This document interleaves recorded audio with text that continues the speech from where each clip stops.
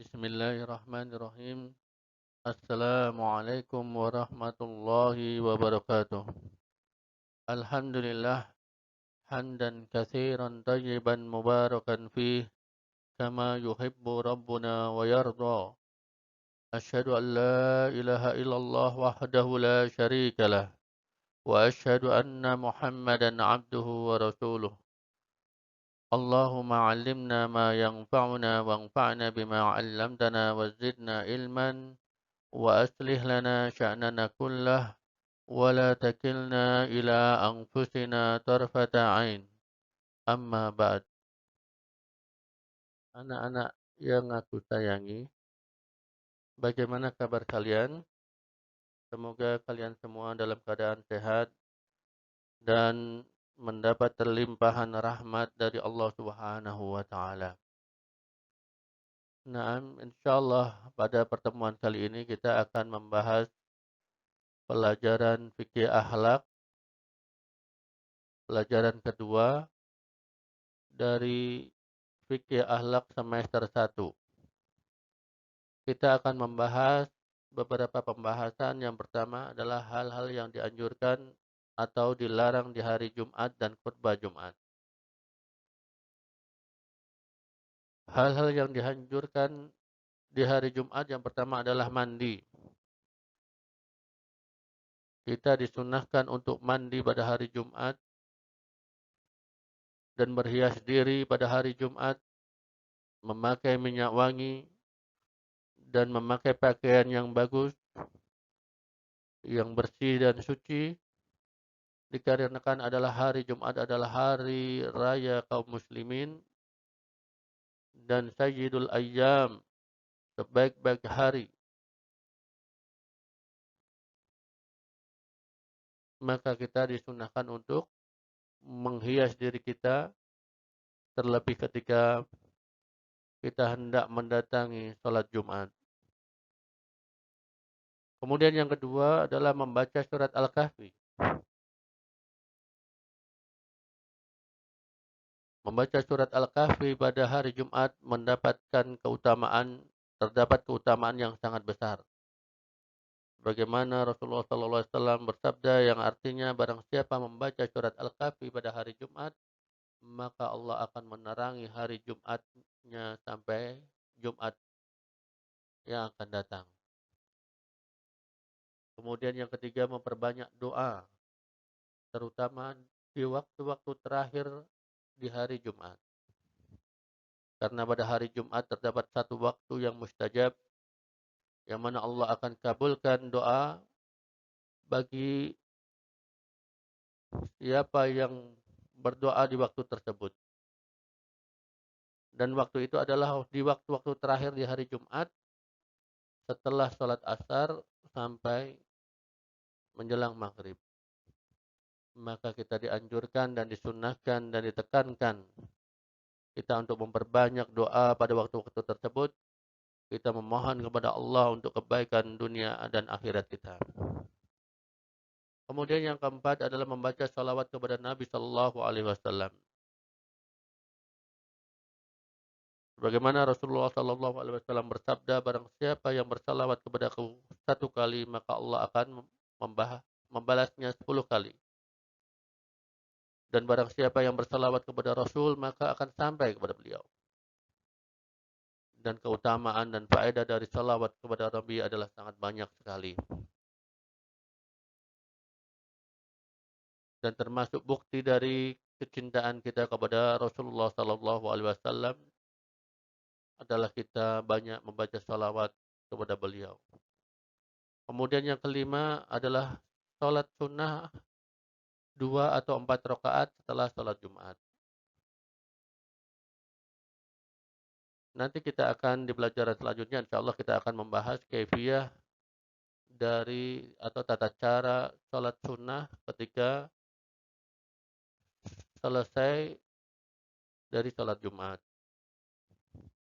Ini adalah 5 hal yang dianjurkan, yang disunnahkan, amalan-amalan yang dilakukan pada hari Jumat.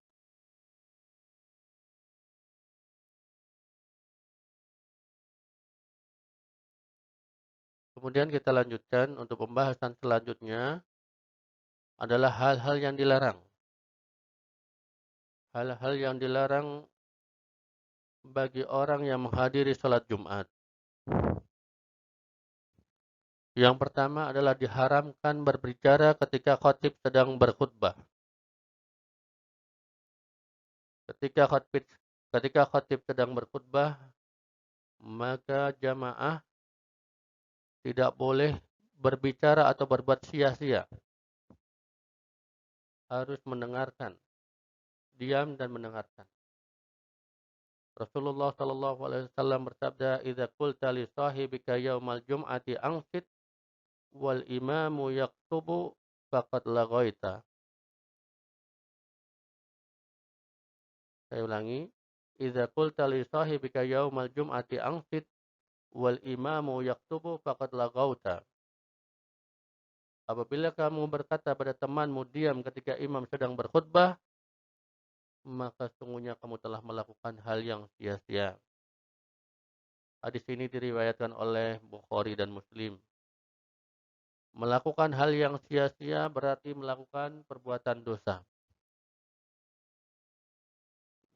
Maka kita harus perhatikan, jangan sampai amalan yang kita lakukan pada saat sholat Jumat akan menjadi sia-sia, bahkan menjadi perbuatan dosa, karena kita tidak mendengarkan khatib sedang berkhutbah atau kita sibuk dengan sendiri berbicara, maka ini harus diperhatikan. Kemudian hal-hal yang dilarang yang kedua adalah dimakruhkan melangkahi punggung-punggung kaum muslimin ketika sholat Jumat, ketika menghadiri sholat Jumat. Manakala seorang datang ke masjid dalam keadaan masjid sudah penuh, kemudian dia mencari tempat di depan dengan cara melangkahi punggung-punggung kaum muslimin, maka ini dimakruhkan.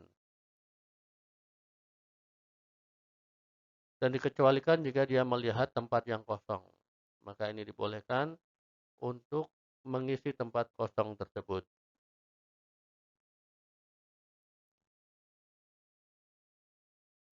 Kita lanjutkan pembahasan berikutnya, yaitu dua khutbah Jumat. Di antara syarat sahnya sholat Jumat adalah adanya dua khutbah sebelumnya, di mana kedua khutbah tersebut menyangkut hal-hal berikut, yaitu bisa disebut rukun khutbah yang harus ada ketika seorang khutbah pada hari Jumat. Yang pertama adalah pujian kepada Allah Ta'ala.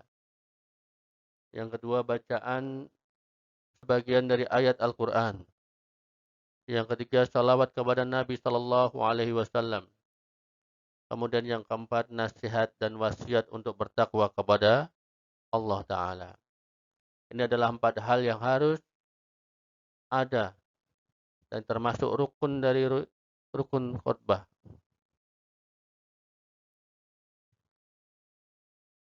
Kemudian hal-hal yang disunnahkan bagi khatib. Dianjurkan bagi khatib yang pertama mengucapkan salam ketika naik mimbar. Kemudian yang kedua memisahkan antara dua khutbah dengan duduk ringan. Yang ketiga mendoakan kaum muslimin. Dan yang keempat memendekkan khutbah. 4 hal yang disunnahkan bagi seorang ketika berkhutbah pada hari Jumat.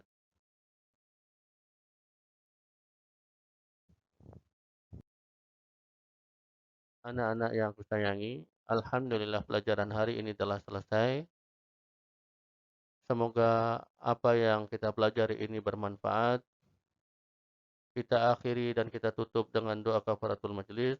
Subhanakallahumma wa bihamdika asyhadu an la ilaha illa anta astaghfiruka wa atubu ilaik. Jazakumullahu khairan wa barakallahu fikum. Wassalamualaikum warahmatullahi wabarakatuh.